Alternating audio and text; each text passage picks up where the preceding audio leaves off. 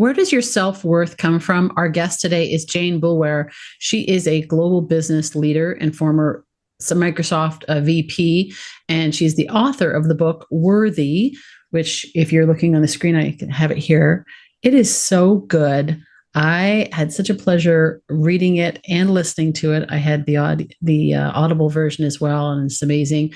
Today, we are going to be talking about her journey from the cornfields of Iowa to the corner office and what she learned along the way about self-worth, resilience, leadership. We've already been having such a great conversation. I was like, we have to hit record so that we can bring you all into this conversation as well. So Jane, welcome to the Leaders of Transformation. We're glad you're here today. I have been so looking forward to talking with you. It's been such an honor already. And thank you for inviting me to join you. Oh, my pleasure. My pleasure. I want to do a shout out to Trisha, who's at FSB Associates, for the introduction. Thank you for connecting us, because if it wasn't for all of the amazing booking agents and PR consultants and so forth that send us amazing guests, this show wouldn't be what it is today. So thank you to Trisha for this. And Jane, let's talk about your book. Like I said, I loved it. I love the stories. You had me captivated. Like, I was in my car listening to it, driving back and forth. I had a trip to LA and I'm listening to it, and it was captivating. And so thank you for that. And let's talk a little bit about what inspired you to spend the time to write this. It's like an autobiography.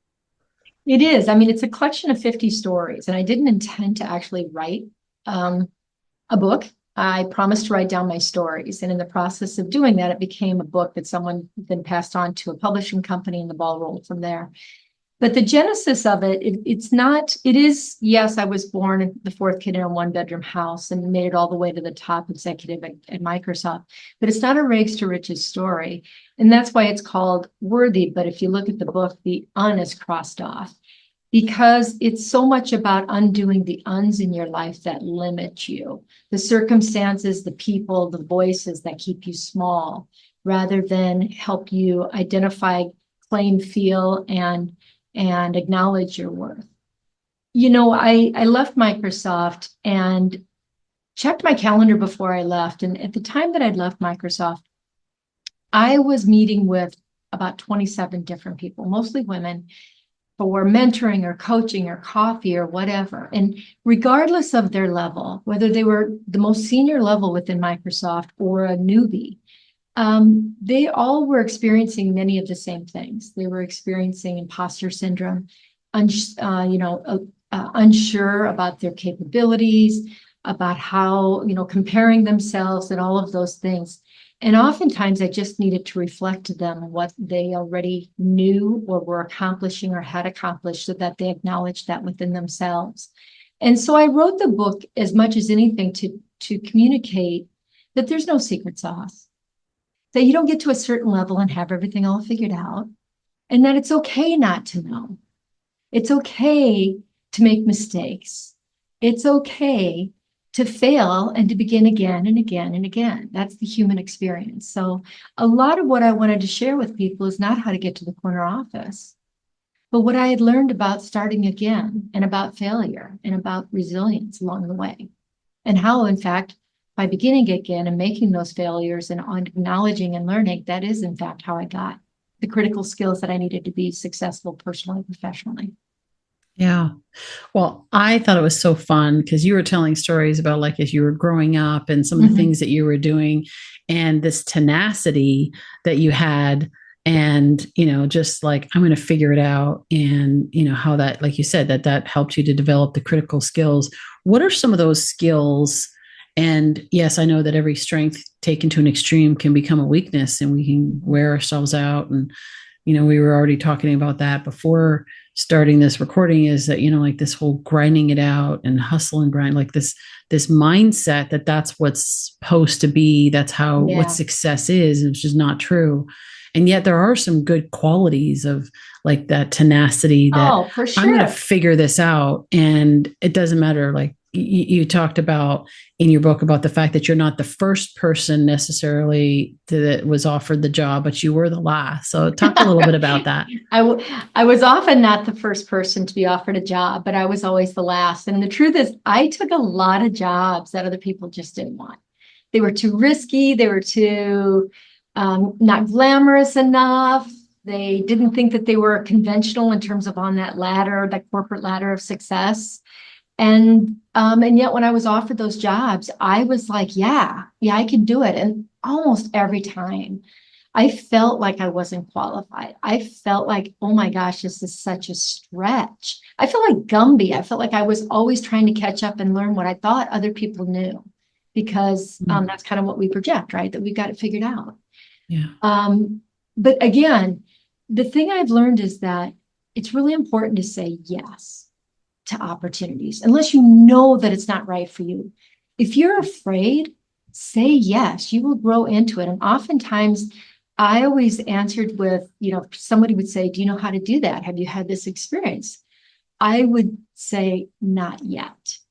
Or yes, I've had something similar, and then know that I could get there. The reality is that, and I've got these stats here, that women actually underestimate their performance relative to men by a significant amount. So if they do the same types of jobs, women will say that they rate their performance at 46% versus 61% for men who say they do an outstanding job. But if others are looking at the same performance, they will often actually rate women higher than the men. So women self-rate lower than the men, but others rate them above the men for the same performance, for the same job in this test, in this study done by Harvard over and over again. And there's so many studies like that that suggest that women in particular wait until they're ready for a position before they accept a position. And I would say, no, don't do that. Say yes, take the leap. And that's what I did. I over and over took the jobs that either nobody else wanted, or that I thought I maybe wasn't qualified for, maybe I wasn't qualified for. But you became qualified as you dove in. Yeah. That's interesting, because I had seen that statistic as well. As women, when they go for a job, they'll look at the job description and be like, okay, have I done all of those things? Mm-hmm. Then I'm qualified. And or maybe at the very least, maybe 80%. Yeah. Whereas guys are like, yeah, throw me in, coach, man, I'll do it. Sure. And they sell themselves, right? Like they sell their potential. Whereas, and believe it too. And believe it. Absolutely. So we can learn something from that. Absolutely. I mean, don't wait until you're comfortable. By the time you're comfortable, you should be going on to the next thing already. So don't wait until you're comfortable to be there, which is honestly part of the reason why I wrote the book, because it's the feedback has been fantastic, because people will say it resonates with them, whether they're men or women, older or younger, but particularly younger women in their career saying, wow, I really am glad you wrote this. And part of the reason I wrote it is because I really want people who don't have that confidence, but do have that capability or that potential to continue to ascend in their career, because I believe so strongly that we need new voices in the corner offices, that the more diversity of thought and decision-making we have, the better decisions we'll make. Yes. And if people are opting out, that's not good for anybody. No. And right now, 1 out of 5 women are in leadership executive positions, despite the fact that there are more women graduating with bachelor's degrees than master's degrees every year, and they stay in the workplace at the same rate as men. What does that tell us? It tells us, A, we need to do a better job of putting our foot forward and putting our hand up, right? Yeah. And we need to recognize and claim our worth and make sure that we're confident in putting ourselves in position to say yes. Yeah. And undoing those uns is so important. I'm unable, and the stories we tell ourselves. We're hard on ourselves. Yeah. I'm unable, I'm unconfident, I'm unsure, I'm unqualified, I'm unready. Those uns, I am qualified, I am able, I am ready, I am going to do this. Yeah. Well, you're speaking to something that is near and dear to my heart, is the I am, right? It's like Yes. whatever we say after that, I am becomes our identity. And that can be extremely limiting. And a lot of times it's because of what other people have said or our perception. That's why we need examples where we can, I mean, not that we have to have examples. If you don't have an example, be the example, Yeah, right? yeah. But if you have those examples, those role models, like your book, where people can read from your story and say, well, if she did it, I can do it too. I think that's really important. Tell us a little bit about one of the your favorite jobs and maybe how you got into that role. Maybe is like something unconventional or yeah. It's not going to be what you, my favorite title for myself is used carpet salesman. I Okay. don't know if that's Yeah. I remember relevant. that story. I remember that Yeah. story. Well, Yeah. and the Tell story about was that. that I went to college and I paid 100% of my own college and I had no money and I was just really, I mean, I just, I had every job you can imagine. But I was in my dorm room one day and I was freezing and my girlfriends who were in the dorm room with me were freezing because we had tile on the floor. It was cold. It was Iowa. And they said, geez, floor is freezing. Why is there no carpeting or rugs? And my mind went to my dad's garage because my dad laid carpeting for a living and used to keep the scraps in the garage. And so I was like, and I went home that weekend and asked my dad to teach me how to glue the scraps and sew the scraps together to create rugs. And I rolled those rugs up and I put them in the back of my crappy little car. I mean, I don't know how the wheels even went around because it was weighted down and I'm going down the highway hoping they wouldn't come out. And I just rolled up into the parking lot of the dormitories and put a sign up to sell them and they sold out like that. And I made enough money for tuition for a lot of years for that, even after I was married, because I got married really young. And so there's an example, I think, of probably one of my favorite jobs because I created it from a need that was genuine. I took a risk. I was proud and did all the marketing and everything from that myself. And then ultimately got other people involved and we had an absolute blast doing it and feeling really good about it and helped other people do it as well. So Yeah. maybe you're looking for something more from Microsoft and I've got lots of examples from that, but I think there's an example where you got to give yourself credit. Sometimes I think people think of positions and titles and they Yeah. identify their skills based on the title they get. I was one of the top 150 people at Microsoft, and one of my favorite titles, if not my favorite title, is used carpet salesperson because that was so pivotal Yeah. to Yeah. who I was. And I think about that and I thought, I can do that. When I faced a challenge, I'm like, I can do that. I know that we can find a way because I've done it. We'll Yeah. figure it out. Yeah. Well, when you talk about even, I was thinking more like Kimberly Clark or when you were down in Yeah, Latin America, all those experiences, fascinating stories. Yeah. yeah, yeah. If you want, like at Kimberly Clark, one of the best stories, I think. Oh, was it when there was a bomb threat when I was shot at? I think it was like late at night when I was reading through customer reports for I was working on pull-ups and we had just launched pull-ups disposable underpants and people loved them. And there was a packet of stories about from consumers whose children were too big for pull-ups. And they said, we need a product for when the kids get a little older for wetting the bed. Yeah. And it wasn't a big enough market. I did the research. It wasn't going to be a big enough market for Kimberly Clark. But we had a group of people who learned about this. We shared the letters and they became convinced that we could do this. And we found a way to do it in a low cost way on a machine that had actually been mothballed because it had been piloted and it didn't work. And long story short, a small ragtag group of people put together a business plan, put together a product on a machine that was mothballed and brought it out of being mothballed. And it's now $1 billion business. Amazing. And not only that, but more importantly, it changed lives. Yeah. The letters we got after we launched, they were really something. That was a highlight of my career, not only because of the financial and business success, but it made such a difference. Yeah. And I know, and still in touch with all the people that did that. Yeah. It's pretty cool. That is cool.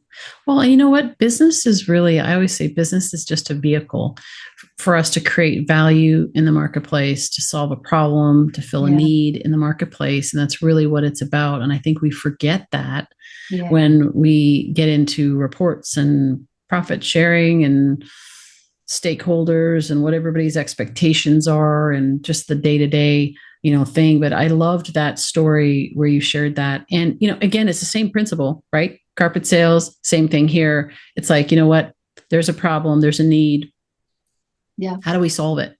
yeah. you I know just, and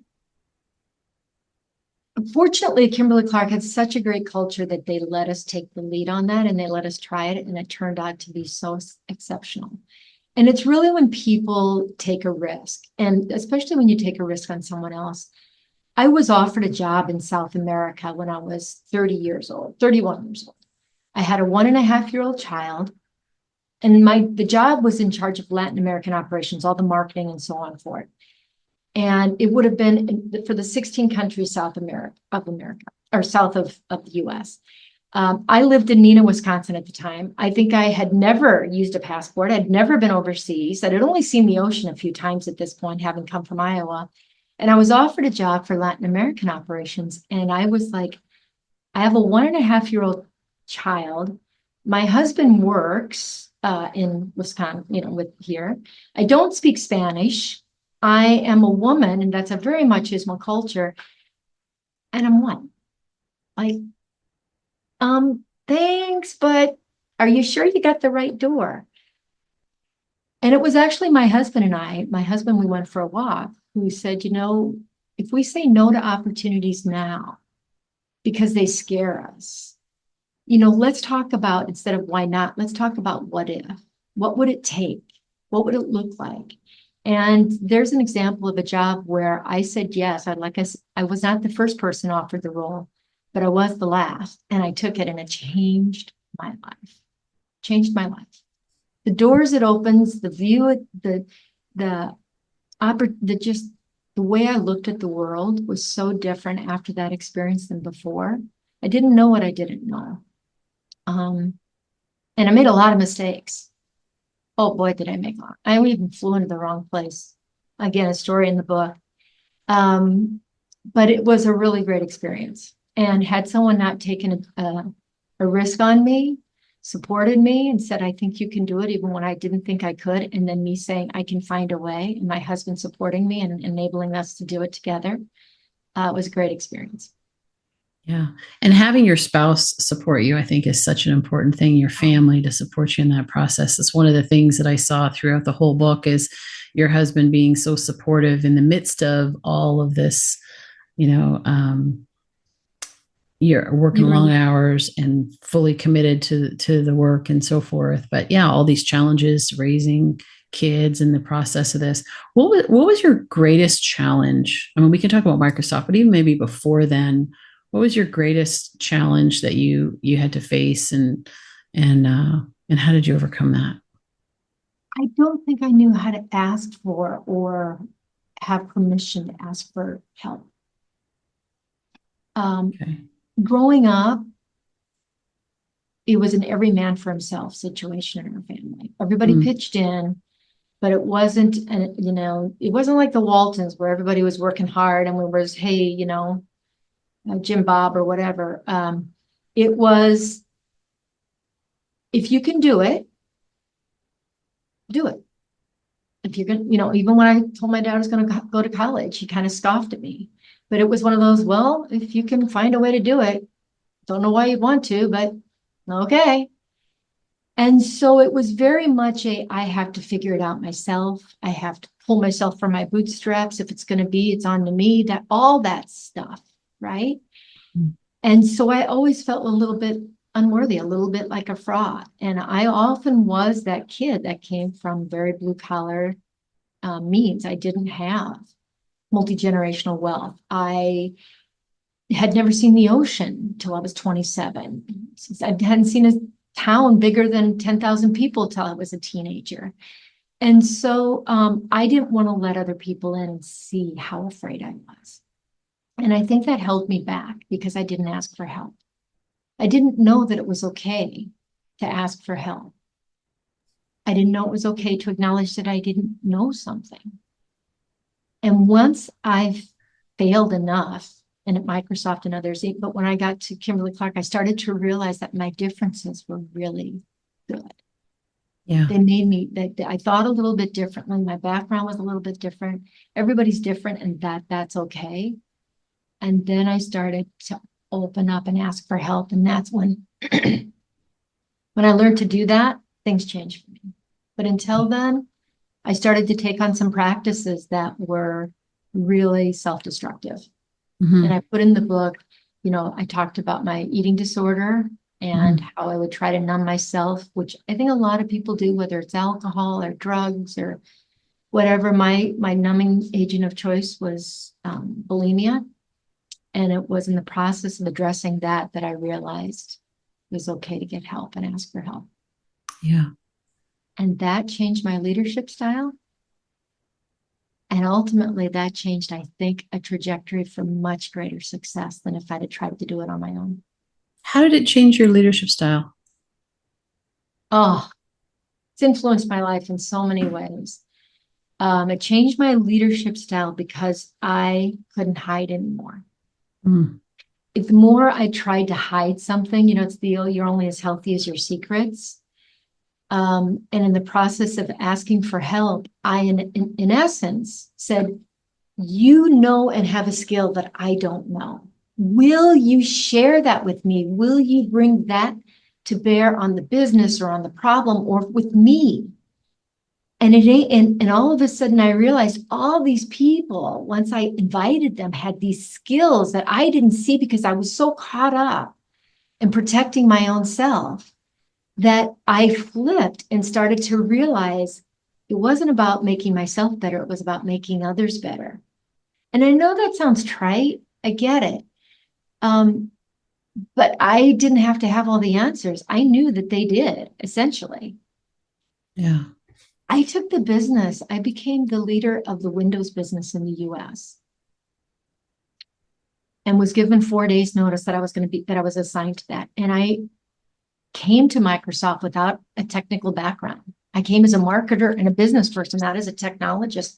And I told them that, but they put me on the Windows business, which wasn't doing so great at that time. I had to go to howitworks.com to understand what an operating system was and how it works.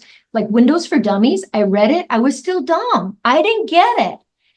So I'm not kidding. So it sounds funny, but I was really like, what the heck? I don't even understand the sentences on some of these.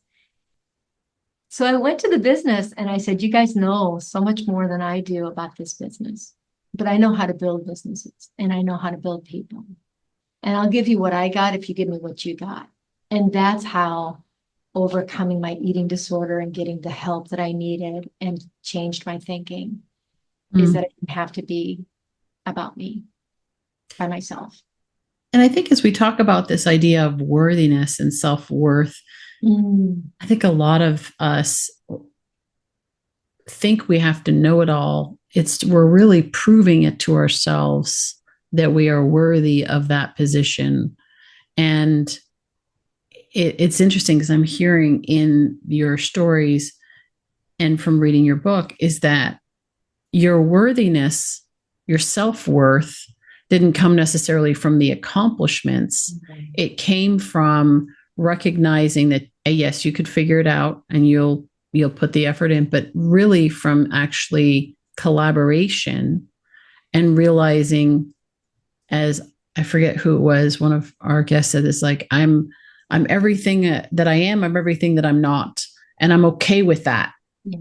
Rather than this constant proving. And I think so many leaders are trying to prove themselves to themselves, let alone anybody else, prove to themselves that they're worthy because of that inner dialogue that's going on. Yeah. And trying to outrun the not enoughness that they're actually stuck in, it's like a self-fulfilling prophecy and they're stuck in that. Yeah. And I think we've all heard it. Like, if I don't love me, how can I love you? Yeah. If I don't think I'm worthy, How can I value your worth? I don't Exactly. think I'm worthy. How can I elevate you Yeah. and recognize what you bring when I dismiss what I bring? Yeah. And you talked a little bit about the I ams earlier. I don't, I say this, I don't get out of bed in the morning anymore. My feet don't touch the ground until I tell myself some things nice about myself. Because I used to wake up and the alarm would go off and I would go about the day and everything that was going to be happening and all this stuff. And it almost make me anxious before my feet hit the ground. And now before I get up, I validate myself and the things that I love about myself. And I say to the rest of them, it's going to be okay. We're going to learn and we're going to grow on this. Yeah. And that's such a different way of approaching the day than I did when I was sick or when I was so fear-based. Yeah. You know, I would say that every time I used to imagine difficult things, I now realize that I can do them. I can do them, and it's okay. And if I can't, there's someone there that can help me. Mm-hmm. So So let's talk about, because you mentioned about that daily habit. And, there are other things that I'm sure you do throughout the day, or like even just telling yourself, right? The inner dialogue about your own worthiness, saying, I can figure that out. I know that was one for me. It's like, I may not know it, but I can figure it out. That has served me well over the years. And there are some things that I've said to myself that didn't serve me well. So there's those as well. I can appreciate that. Yeah, we can all look at. So, but let's look at some of the daily habits, like practically speaking, somebody who is saying, I'm struggling with self-worth right now. How do they move forward and start to develop that self-worth? I think it's hard to feel it if you don't acknowledge it or see it. I mean, look, we can't be so grandiose that we don't acknowledge that there are things that we do well. Everybody does something. There's something about yourself that you like, whether it's something in your appearance you like, a smile or an ear, your hair or your sense of whatever, anything. And something that you have received feedback on that when you talk to someone that they respond positively to or that you feel good about. Embrace those, own those. There's a 5-to-1 ratio, according to John Gottman's research, between positive to negative. That if you want someone to hear a positive, you have to have a takeaway positive comment. You have to have 5 positives to every negative. So if I said 5 things positive to you or 4 things positive to you, Nicole, and then one little thing, you gave a great presentation. Boy, that really resonated well. And the way you laid out that presentation was great. And by the way, you are so articulate. You ask the best questions and you're such a good listener. The thing is, I wondered if maybe you were looking off to the side a bit. If you don't say enough positives, you're like, the only takeaway is I looked off to the side or something weird. Yeah. So we have to internalize that for ourselves as well. Yeah. We have to tell ourselves when we do a good job, well done. If you take a shower, good job. If you made the groceries, you got the groceries, whatever that might be. And so focus on the things that you're doing well and don't simply dismiss them. Mm-hmm. And that's a practice that you're going to build. And again, before you get out of bed in the morning, do that. I have listened to videotapes. I have listened to Louise Hayes. I've done lots of different things. What you listen and what you put in your brain will make a difference to how you think about yourself. Yeah. Well, and especially now as we have so much negative news, it's like, turn it off.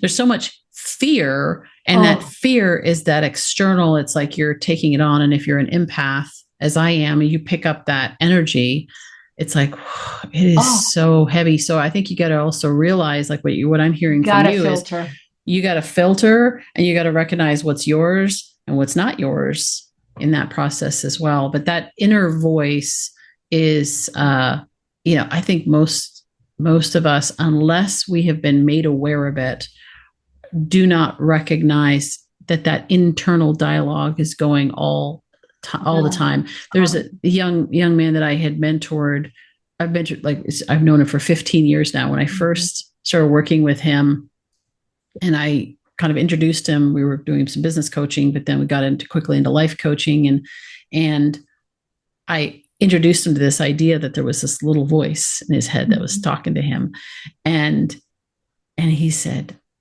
all of a sudden, like I'm hearing this voice all the time, and I'm hearing it in other people too. Like everybody's got a little voice of what they're saying to themselves, and that's either saying I am or I'm not.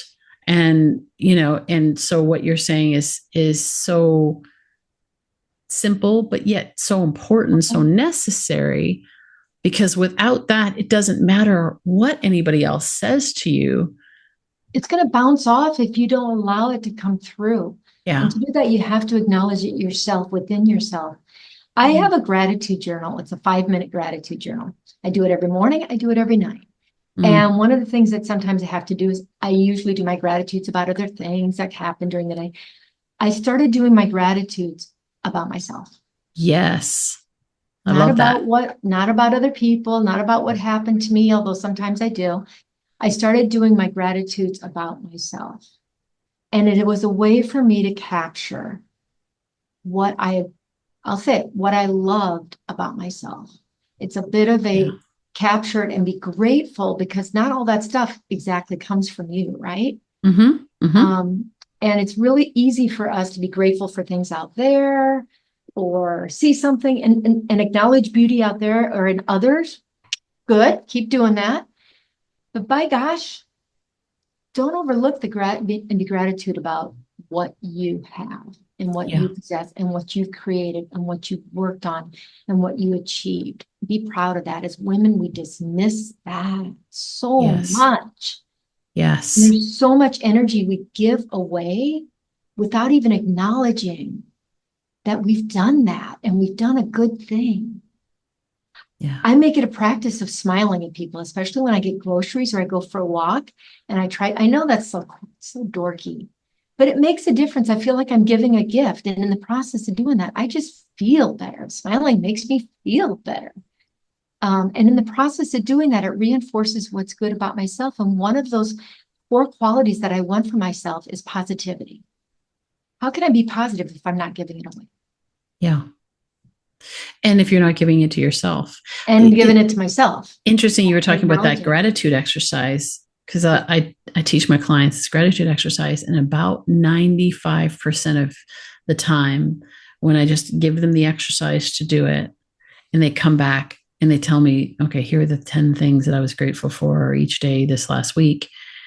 It's always the outside. It's all the external stuff. It's not actually, unless I say to them, make sure you include yourself in it. 95% of people will not do that. And they don't think about it. They don't think about it. And so that is where it starts. Because if we are not giving it to ourselves, we're not going to have it to give to others as well. So good. It's so true. I think you've got to feel it and you've got to claim it.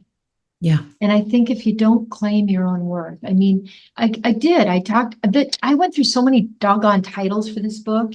But the unworthy, undoing those uns, boy, we un ourselves to death, what we can't do. And take that un away and start thinking about how courageous you are and how able you are and how ready you are and all of those things.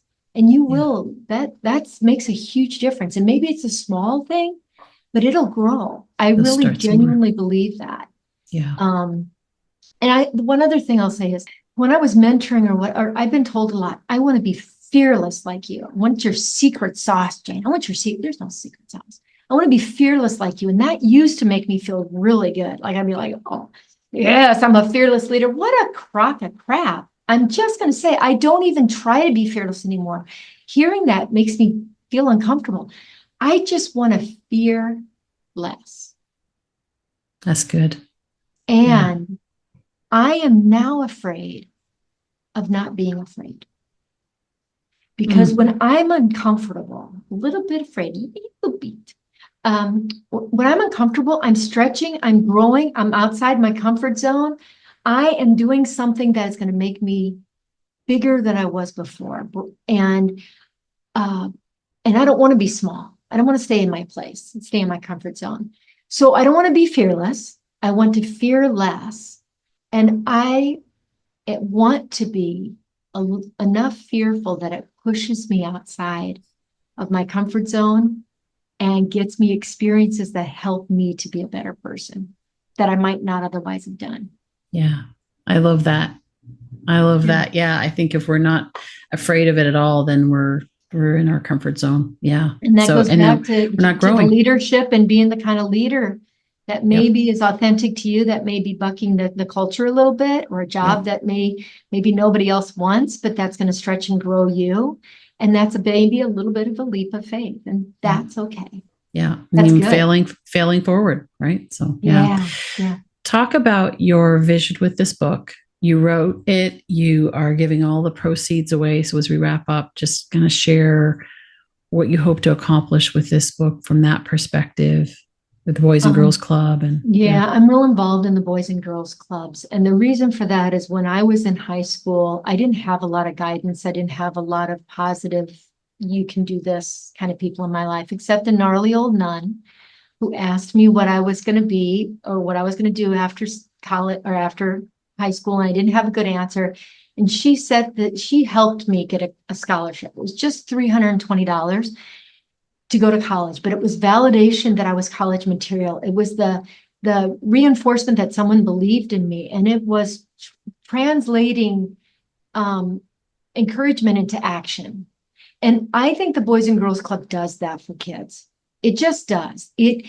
Especially for kids who need us most, that don't have that positive influence, it provides that. So part of that is the people and the support that they receive, but I'm also using all the money, all the proceeds from the sale of this book, not just the profits, but all the proceeds, to go and donate it for scholarships for kids from the Boys and Girls Club. Because, you got to pay it forward, right?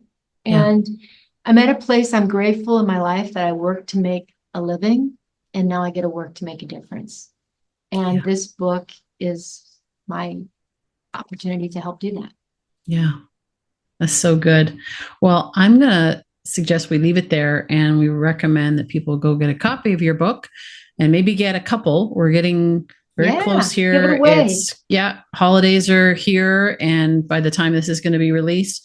And so this makes a great gift. What a great way to start the year is with a fresh perspective on someone's worthiness. And so I'm going to encourage our listeners, no matter what time of year, but specifically as we're into the holidays, and choosing gifts for people that we care about, is what about giving this book to all of the, not just women, but also the men but in particular, women who are struggling with their self-worth, is to give this to them as a gift and give them the gift of self-worth. Hello, that would be a great gift. Yeah. So we'll make sure that the link is in the show notes. Of course, this book is going to it's all on Amazon. You can get a copy of it there. And, but we'll make sure the link is also in the show notes, as well as Jane's website, Jane Boulware, Boulware.com, and Jane's LinkedIn will be there as well. And I always say leaders of transformation take action. And sometimes that action is pulling back and taking a moment to self-reflect and say, how much do I believe in myself? How often do I cut myself down? If I'm complaining about other people and people are making me feel a certain way, then, maybe it's time to start looking at and saying, what am I saying to, let alone what they're saying, forget, what am I saying to me?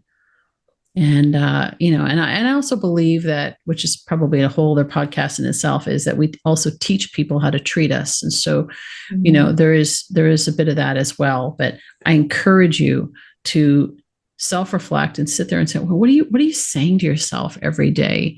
And how is that impacting your confidence? How is that impacting your own sense of self-worth and your willingness to go and step out in faith and apply for that job that maybe you're not qualified for? And maybe you need to change your own, that internal dialogue and start saying, like Jane, has described, it's like that internal dialogue. Start talking to yourself in the morning. The first thing in the morning, it's like start pouring into yourself, right? So that's where you get the best version of you can show up, right? And everyone has something that they're great at. What is it for you? Hold on to that, build on that. Mm-hmm.